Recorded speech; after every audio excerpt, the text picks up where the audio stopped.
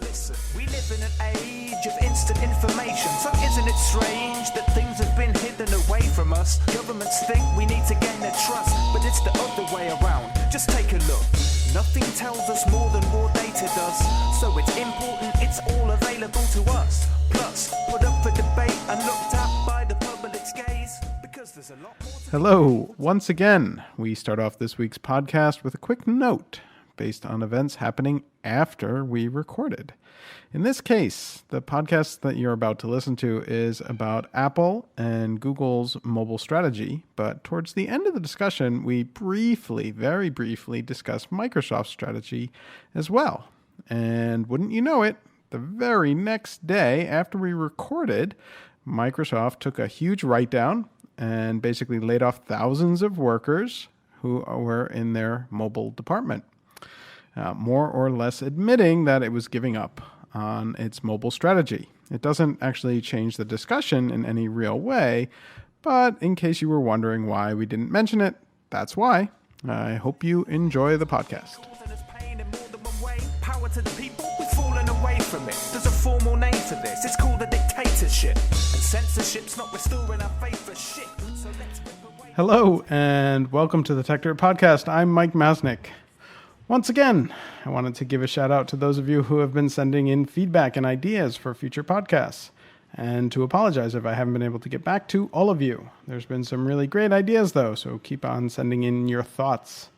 This week, we're going to discuss one of the big fights between two Silicon Valley giants, Apple and Google. The two companies absolutely dominate the mobile ecosystem space, and while just a few years ago it seemed preposterous to think of the two companies as direct competitors, even to the point that Google's Eric Schmidt was on Apple's board, these days it's quite clear that they compete head-to-head in many very direct ways. A couple months ago, both Google and Apple had their big developer conferences in San Francisco at the same location, a week apart, and multiple people noted how there was tremendous similarities between the two events and the products that they were announcing. Many of the new features that Google announced for Android were things that Apple had offered for a while, and many of the new features that Apple announced for iOS were things that Android users had enjoyed for ages as well. Still, there were some interesting and notable differences. Andreessen Horowitz's Benedict Evans repeatedly noted that both companies are climbing the same mountain, but from different sides. To Google, everything is about the cloud. More and more of its services and features rely on the cloud, and the device is secondary. Apple has taken a very different approach. It's focused heavily on the device itself, and it owns the whole ecosystem on the device. Its efforts in the cloud, however, are more minimal. And in fact, Apple tried to use this against Google by arguing that Apple takes your privacy more seriously by not putting as much information in the cloud. From my standpoint, however, what is most interesting is what this says about your view on business model and innovation models. I tend to believe that in the short run, closed platforms can make big breakthroughs and lead the way, as iOS clearly did, but it's difficult to keep that leadership in the long term against much more open platforms. Whether or not Android is truly open, however, is a point for discussion. But the really interesting debate in this is about the business model. On TechDirt, we've long talked about looking for ways to use the abundance to make scarce things more valuable and to sell those scarce things. And one could make an argument that both Apple and Google are doing exactly that, though in very, very different ways. Apple is using the overall ecosystem and the fashionable nature of its products to sell lots and lots and lots of scarce hardware, and it makes a nice markup and is insanely profitable. It is a cash-generating machine. While it likely makes some money on its non-hardware offerings, I'd argue that most of that is a drop in the bucket to Apple's real business, which is getting you to buy its fancy and pricey hardware.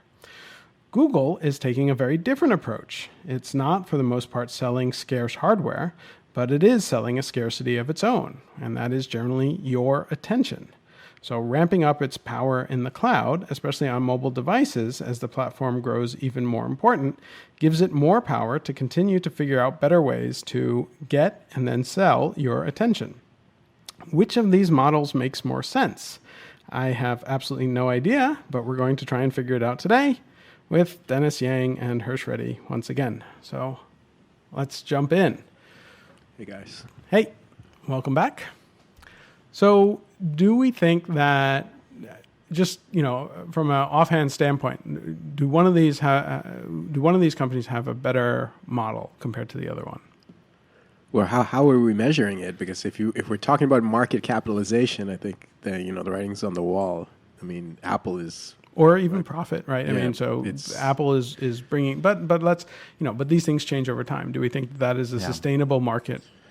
that is Apple's lead sustainable? Is that Sure. your question? Yeah. Wow, this is a really okay. If you go back far enough, when the PC wars were first happening, right? When there was the first battle of the Titans, which was Microsoft versus Apple, and Microsoft sort of resoundingly won that battle before, in the long run, perhaps losing it now, but they won it. So why did they win it? If you think about kind of why Microsoft won, it was because they took a very small part of the entire product, a very narrow horizontal, just the operating system, and they sort of in hand to hand with, sort of holding hands with Intel, they established a bunch of open standards, which allowed lots of little companies to innovate on hardware to make it so that the PC ecosystem delivered sort of more bang for the buck than the Apple ecosystem.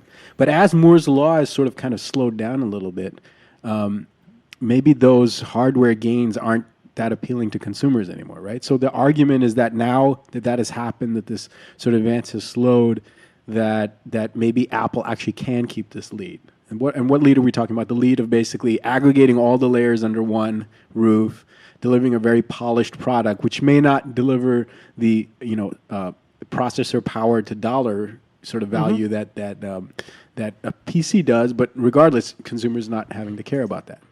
Now, you can come at that from two places. You could say, well, maybe just for a moment in time that's kind of frozen, and people really don't care that much about the processing power and the kinds of things and the new hardware, by the way. It's not just processing power, because you remember 3D graphics cards and GPUs and things like that came first on PCs because it was an open ecosystem. It took a long time before we saw those even appear on Macs, right?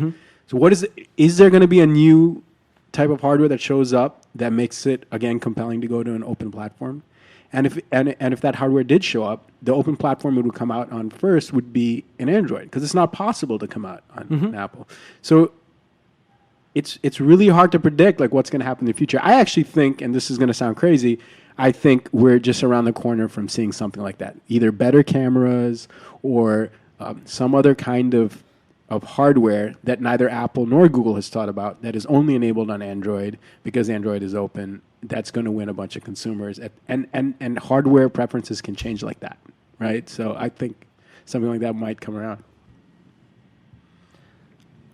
I mean, in some regards, like the market, the PC market of like the 70s and 80s is a very different market than the mobile hardware market of today. Sure. So, like, it's much more mass consumer today. It's much more global. Much more global. It can go to lower ends of the market. Yeah, exactly. And I think that's like part of, if you look at the platform choices and the feature choices of iOS versus Android, like Android continues to be kind of pushing on like, hey, we have this feature, like copy and paste, and I joke, but like really, like I think when you're building a product for the mass consumer versus the more tech savvy consumer, you really have to put more focus on like brand and usability, and as opposed to like the latest, like Hershey, you're mentioning like the 3D graphics card. Like nobody cares about this stuff anymore. Ask any iMac customer what kind of graphics cards they have. They have no idea. Yeah, I don't disagree with that. That wasn't my point. My point was, if you look at the PC market then, right, those innovations were relevant to the users then. They're not relevant to the users now, right? They were relevant to home video editors and all these guys. Yeah. Today, the innovations won't be that style of innovations because the market is different. It's a much more mass market. The innovations will be things like, for example, I saw recently there's a company that places like 5 or 6 lenses on the back of your Android phone, right? They make any kind of phone. And it generates a much better image using that, right? Yeah. Much better than anything Apple could ever hope to deliver with their camera. Now, is the Instagram user base small enough that's still a very niche product? I would actually argue that, like, for a lot of people, and not a small number of them, the quality of images that they can get that look very DSLR-ish, that look like wedding photographer-ish, to use like mass market terms, those kinds of images really pop out on a social media or Instagram feed, and they might be willing to shell out another $15, $20, $50, whatever it is for that, and they might be willing to shift. But are they willing to do a platform switch? Right. That's I would bet yes, but I could very well be wrong, because you're right. There is an inertia associated with people wanting to stay on what they're familiar with. And I think that's interesting. But let me take a step back and let's go up. Yeah. To the because I think you wanted to higher debate level. the businesses versus. It's more not like, are people going to buy iPhones versus Android phones? I want to discuss the decisions and sort of the way that each of these guys are climbing up the mountain, as Benedict Evans said. So it's related, though. That would be my argument. To some extent, it is, right? Because I think obviously the overall ecosystem and whether or not people are going to adopt it matters, and so things about who's developing and where the innovation is coming from. Well, more than that, it is this. Are you betting on the sustainability of Apple to have this continuous design and refinement edge over everyone else in the world? I think we could possibly be on the cusp of seeing some other small consumer companies emerging as kind of like new Apples, essentially, right? Some people could argue that the Pebble smartwatch guys are very good at design. Maybe not that company, but perhaps somebody like a Nest, although they got bought by Google. I'm trying to think of somebody that hasn't been bought. But you see what I'm saying, right? Like people that have a good sense of industrial design, that kind of know what they're doing, and they come out with something that's very focused and maybe seems innocuous to both Google and Apple when it comes out. But in the long run, you look back and you say, wow, that was significant. But why hasn't that happened yet?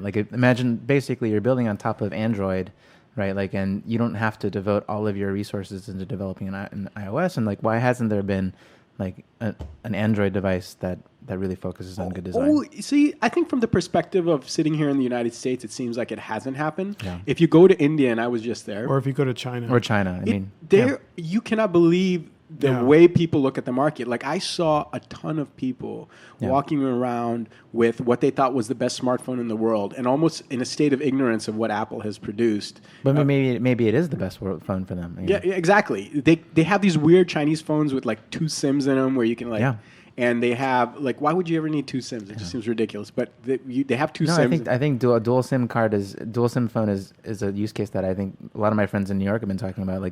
Tons of people will carry around a business phone, a work phone, and a home phone, and a dual SIM phone has been something that people have been wanting for years, right? I think in India it has to do with the fact that you might not find the same network everywhere. Yeah, so increasing service coverage. I mean, there's all sorts of things that potentially could be interesting.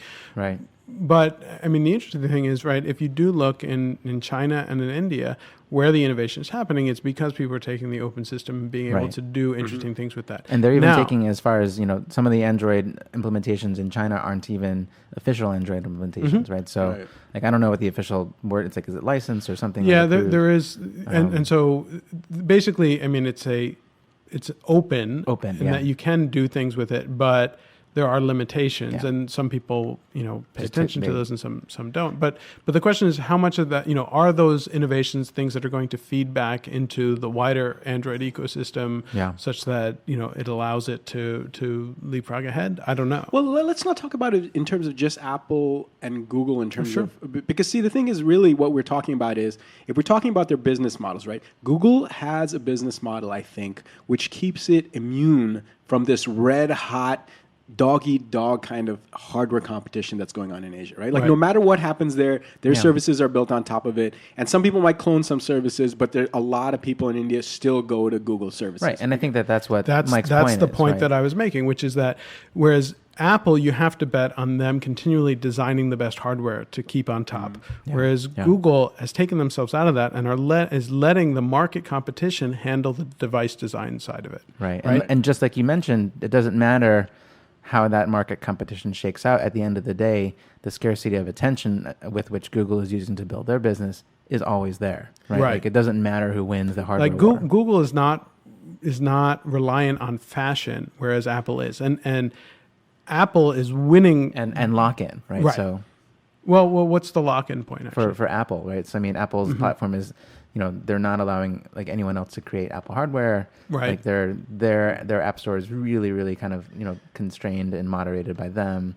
Like there is a sense of kind of lock-in that you feel when you're on the Apple platform. And beside that lock-in, which is sort of if you think about it, as people buy these platforms and buy more and more iOS apps, like you were saying, like that platform lock-in. Like when people were talking about, I bought all these iOS apps, I can't leave. I was kind of laughing about it. I was like, how many apps did you really buy? That is it going to matter if you abandon a few games when you go to Android? But really, with the sorts of apps that are coming out now, like. You have design apps and all these things. Like I don't think I can ever go to an Android tablet now because I've bought so many apps that like I use day to day that are like paid apps on my iPad, right? Like whether it's a music making app or whatever, and I'm gonna miss them, and I'm gonna feel like I really don't have. I have some things that are totally. There's gonna be a vacuum if I go to an Android tablet, and it's even more so for my Mac, by the way, right? Like my Mac, all my design tools, like I don't know. I mean. That's going to be tough. But putting that to the side, just to devil advocate the stuff I was saying about, Google being the better business model. That statement is true only if there aren't companies in China that figure out the magic of the sort of the cloud stuff, right? And or in India or wherever. I don't mean to say it's only China or Europe, wherever, and another competitor. Because if you look at recently, there was this guy Andrew Ng, or I don't know how you pronounce NG, Ng? Yeah. Andrew Ng, who was like the head of Google's like deep learning program. And I, maybe a year ago or something like that, he left to go to Baidu. And that was a huge surprise because he was a pretty important guy at Google, and I never thought that a Chinese conglomerate would be able to sort of attract a top researcher like that. But he went over to Baidu, and his statement that he said when he left and went to Baidu was that it's just easier for me to innovate here. Like I can just, there's a lot more bureaucracy at Google, and these guys are just way more iterating way faster. And the thing, Baidu services don't like necessarily compare to Google's yet, but they very quickly could. And in China, they have a lot of stuff that is. I mean, essentially, they are the market leaders there, right? Not Google, right? For search and all these things. And the question is if that's the case, and you're a Chinese hardware manufacturer, and even though Google's right, there's a ton of Android phones there.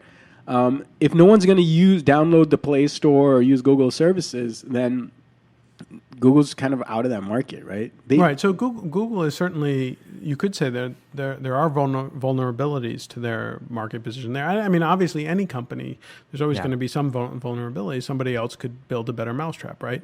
And so I agree with that.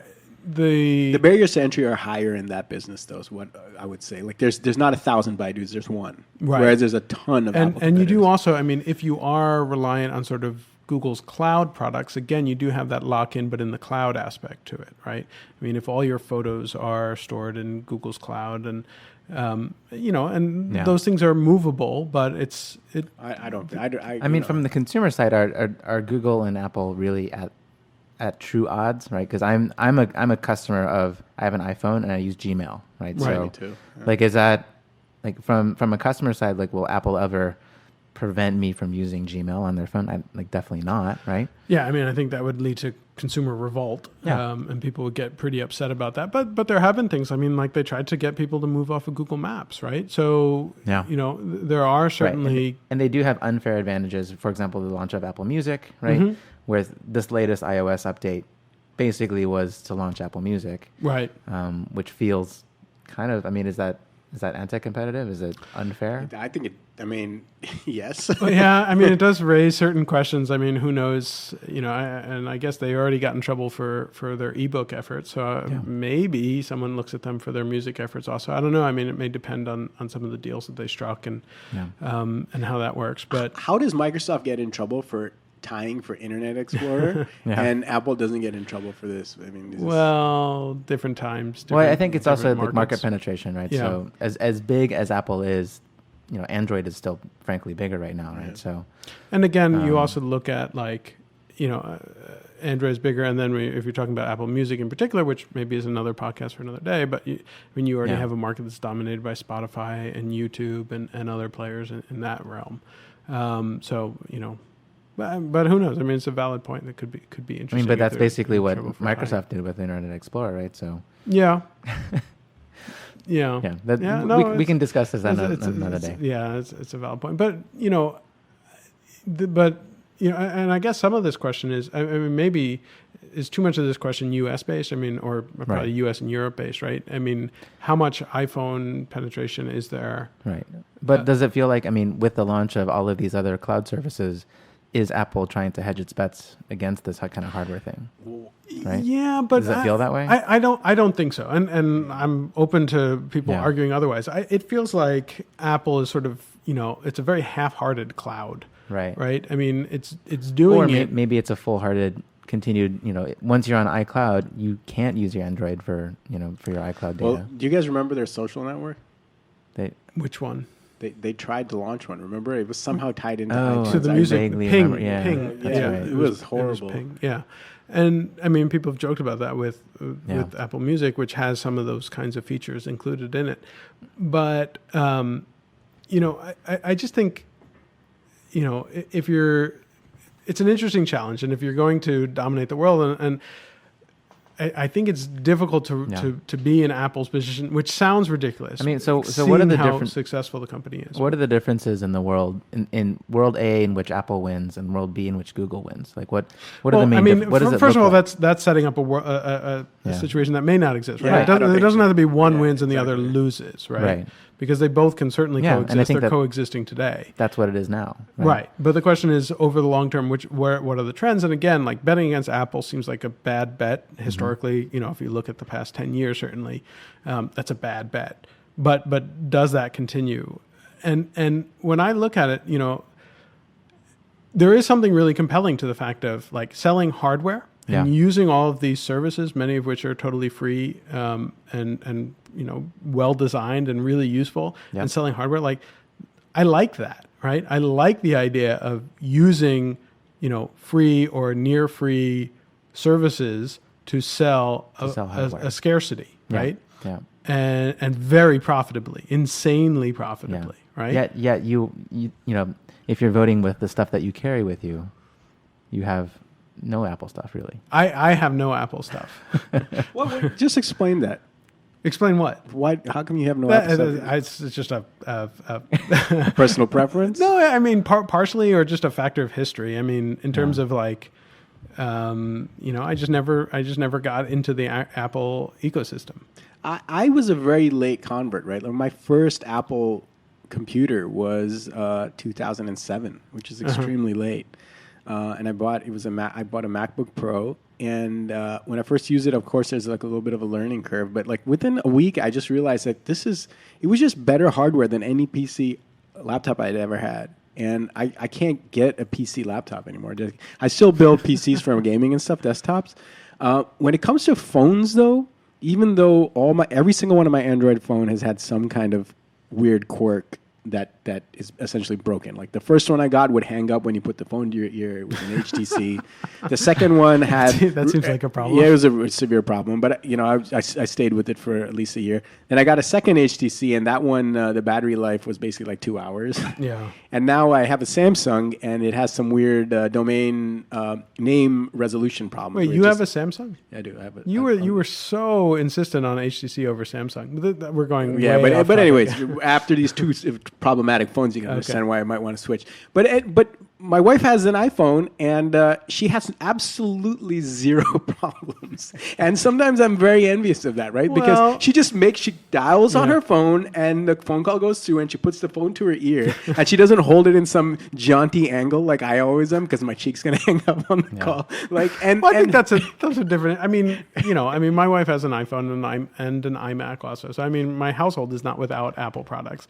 But she has problems with it. I mean, just last night she was trying to turn on her iMac and she couldn't do it. And she had to like unscrew something to get the iMac Really? to turn on. Yeah, That's weird. And so there are issues there. I mean, but like my personal preference is not defining this debate, because I know, like, when I show up at a conference now, like I'm the only person holding a ThinkPad. holding a very ThinkPad. very unfashionable in my Yeah, but it's awesome, and it has the little red dot to control, which is that's honestly like that's a driving force, because I hate the stupid touchpads. But Anyway. this is a different discussion.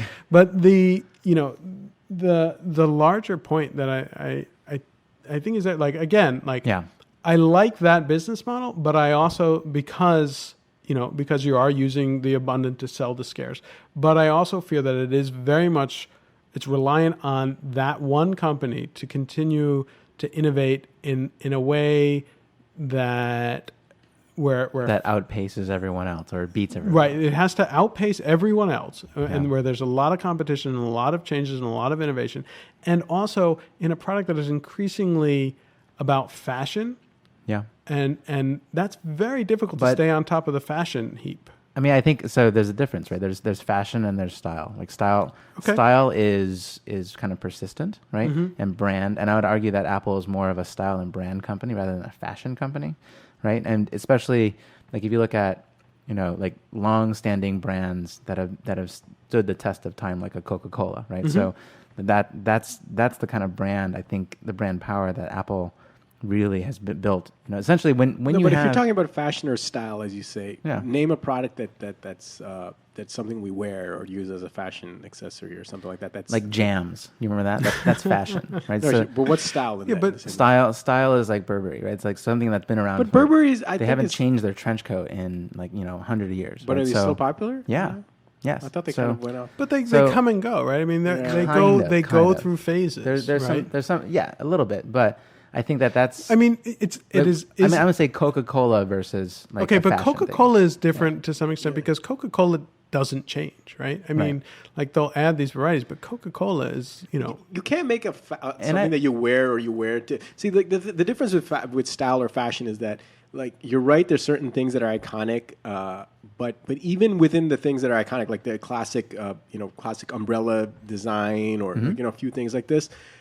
Even they lose popularity. They may still be around with a small niche crowd and then again come back into sort of the limelight and enjoy popular success again. But they're oscillating like that. But something like the a brand, phone. the brands exist, right? So Yeah, but they're much diminished in the years in which they're not popular. They're much diminished. Like so, and I'll add to it, right? I mean, you have the combination of two things. One is that there is the fashion style aspect to it, and they have to keep up with that. And to some extent, right, Apple's been driving those trends, right? Yeah. And so, but they have to be able to continue that, and there's no guarantee that. They and can. the other thing is very quickly, the phone that your grandfather used just by definition becomes unfashionable. Right. So they don't cross generations. Exactly. So you have that, and you also have to keep up on the innovation. So you have to keep up on both the fashion and the innovation. I would argue that, innovation as far as as an iPhone user, I'm astounded by the number of features that I get as an iPhone user that Android users laugh at me because they've had for years, right? So Okay. innovation is not necessarily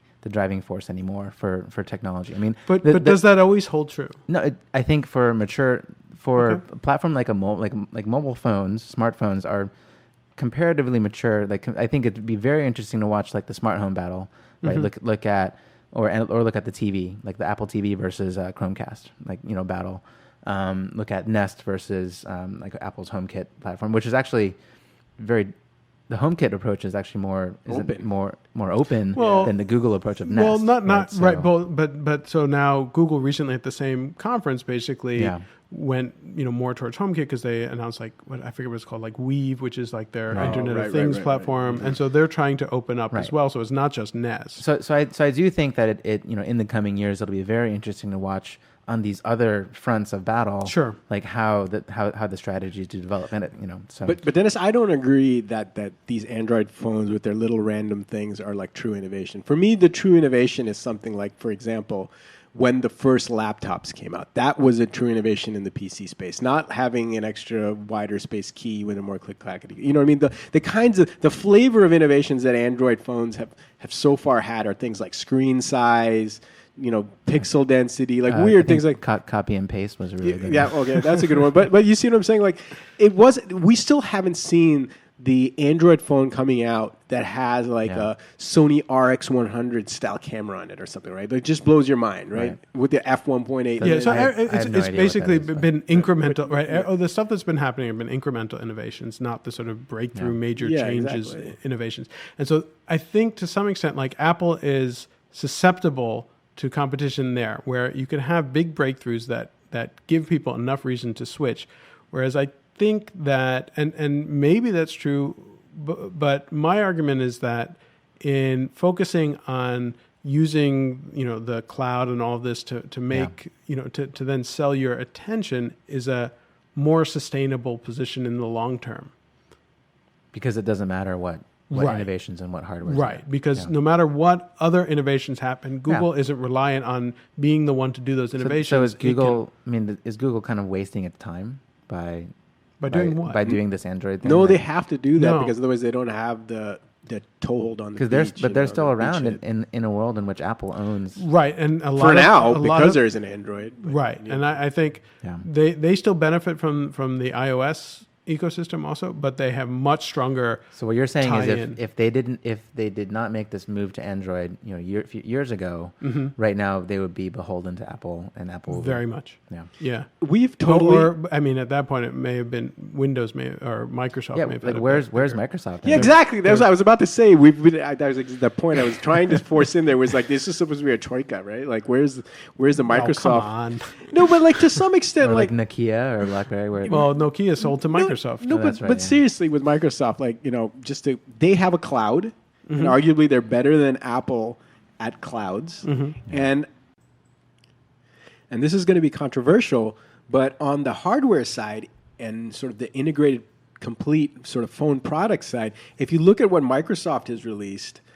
A lot of people have said using the Microsoft sort of OS on their sort of more tightly integrated Nokia products is a much more pleasant experience than using Android on one of these sort of OEM products, right? Yeah, but what market share do they have? They don't have any but the point is like you have to understand like these kinds of things unfold over decades Sure, sometimes, right? sure. And I don't think it's fair to sort of write off Microsoft. You guys could be right. You guys could be right. But there's a couple of strengths that Microsoft has. I mentioned the cloud thing, but besides that, I think Microsoft, even to this day, in its DNA, it really knows how to interface with developers, make good tools for developers. Sure. And that's one thing that I think both Google and Apple don't do as well as Microsoft does. And I think that's a really fair point. So let's take this a step back and say if we're talking about those models of the scarce and the abundant, and how Apple's approaching it and how Google's approaching it, how is Microsoft approaching it? Well, Microsoft, well, this is the bad part, which is that they tried to make the software the Right. scarce resource, which is like the worst thing you can't do in the Exactly. modern world, which kind of really is tough. But I think they'll, I think, yeah, right? 'Cause they're Right, trying- right, and right. I mean, that's right. Microsoft was built on that world, right? Yeah. Which was that they were selling the abundant product, right? Which Yeah. was the software, Yeah. and that's why they've had trouble making this shift. but I think in the long run they'll kind of they'll find a way. I mean, So they'll have to pick one, is what you're saying. I think so. I don't think they can survive. Yeah. I think that even though their Xbox product, I should qualify that remark. Right, Microsoft is a giant company that's making a ton of money. They're going to survive for a very long time. I'm saying in this Consumer mobile, space. the consumer mobile, ecosystem space. in the high growth space. Let's yeah, just say. they're a non-party effectively Yeah. for now. mean, for and, now. And they would have to make I think a pretty major shift, and it's possible, and they would have to really shift consumer perception tremendously. It's possible. I mean, to some extent, Apple did that. Okay, so But can I play a sci-fi scenario Yeah, go for and it. just play this for you guys? Imagine a situation in which we no longer care about the physical device because the way we interface with things is kind of the Star Trek-y way where you Sure. just talk. Or the her way. right? her way, right? In that situation, Microsoft's Cortana Yeah. or Google's or Siri or Google's, what is it called? Google What's- Now. Is it just called Google Now? Yep. She doesn't have a they- name. Nope. Yeah. Why is it even a she? then? Yeah, It's why? just it. What's with the? I thought it was a female voice. Isn't it? Oh, I anyway. But mean, regardless, you can- Anyway, IBM's Watson, for example, right? All of Sure. these kind of AI entities, those are the interface, they are the device. And in Yeah. that situation, all of a sudden, all these leads that Apple seems to have today of apps and all these other things, they're kind of irrelevant, right? Because the thing Fair point. is going to be sort of the smart thing that just talks to you. And we're not that far away from that, right? It seems sci-fi. and even Amazon is trying to get into that. Yeah. space Oh, as yeah, well. Echo. Yeah. Echo, Yeah. right? Echo, yeah. Dennis with the names always at his fingertips. Yeah, okay, anyway, but but you see my point, right? Like things Yeah. just very quickly change. I mean, if you think about how quickly Apple's majority of their revenue stopped coming from the Mac line and started coming from the iOS line, it was almost like overnight, right? Like it was just they released the iPhone and all of a sudden they were like, wow, the rest of our business is almost irrelevant. Like, Yeah. Yeah. And that can change again. So. Exactly. Right. And so if the argument is that the device itself actually goes away and becomes less important, which is Right. certainly a possible yeah, scenario. if it's just a cube in your pocket, right? Yeah, Or even implanted in your brain. Implanted like a. Oh, come on, we're not going there. No, guys. but- I'm not putting anything in my brain. what? It's not that far I mean, away. so what about a contact lens, right? I mean, Yeah. you could make all different arguments for what it could be outside. even- of How about the just a device of the pair phone. of Beats headphones? Yeah. On that note, Yeah. Anyway, but yeah, so that's my point there. You know, the changes Yeah. come quickly, and then I think Apple's insurmountable leads don't seem that relevant anymore. I mean, if you thought about it, right before Steve Jobs took the reins, Yeah. and everyone was talking Retook the reins. retook the reins. I'm sorry. Everyone was talking about the demise of Apple because they were just stubbornly sitting with these these Motorola processors. I think they were using, right? They were really Yeah. crappy, and then The PowerPC. the stuff. PowerPC stuff.